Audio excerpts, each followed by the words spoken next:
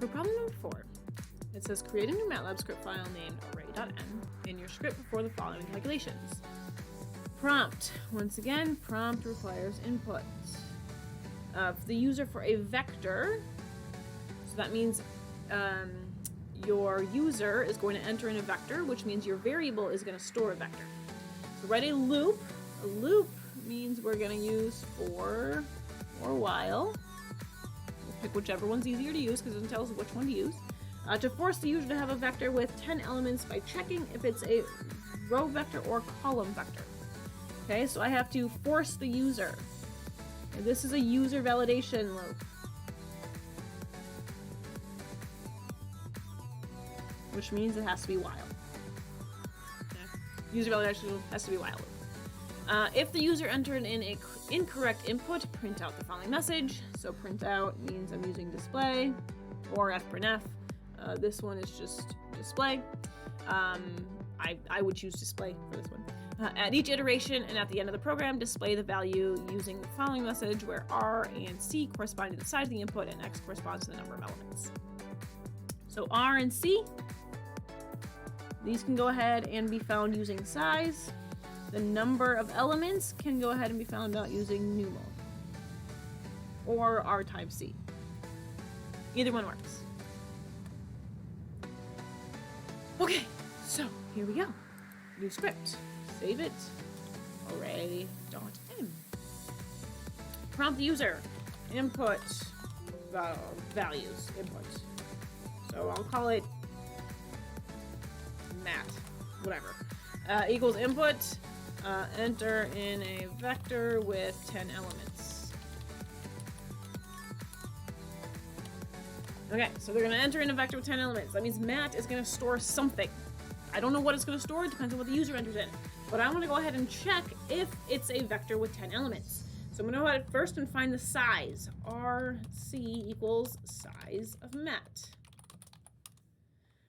So I can start by writing an if statement. If R equals 1 and C equals 10. So that's my first check. It's a row vector. Or C equals 1 and R equals 10. And so if this is the case, so if it's a row vector or a column vector, that means user entered in a %d by %d array with %d values.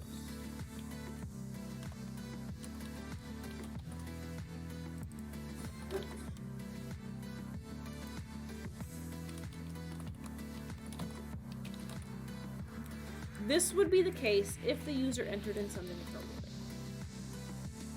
If I run it and I go ahead and just check this, one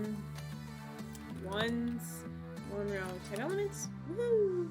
If I run it again, ones, woohoo! If I run it again, there we go. It didn't do anything. Okay? But I don't want to do this.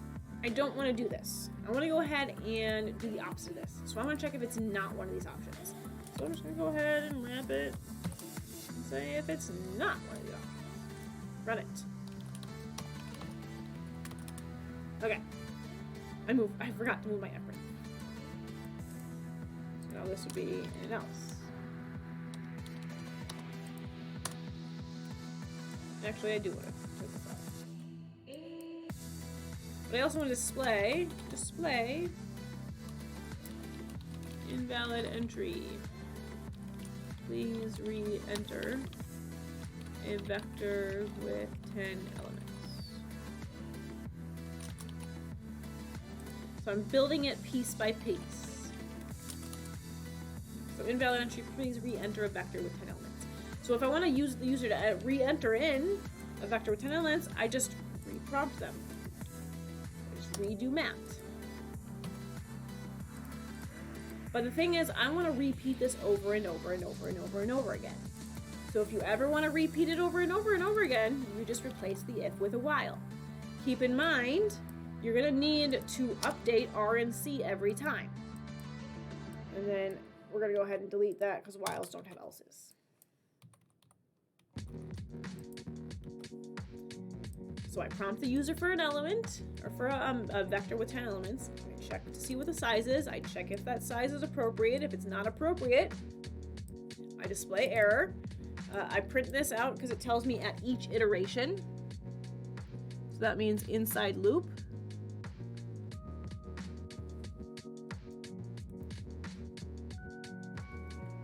And at the end of the program.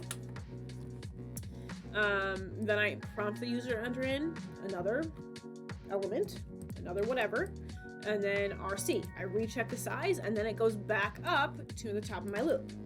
It does all this again, goes back up to the top of my loop, and it keeps going through this until RNC match this conditional to where it's false.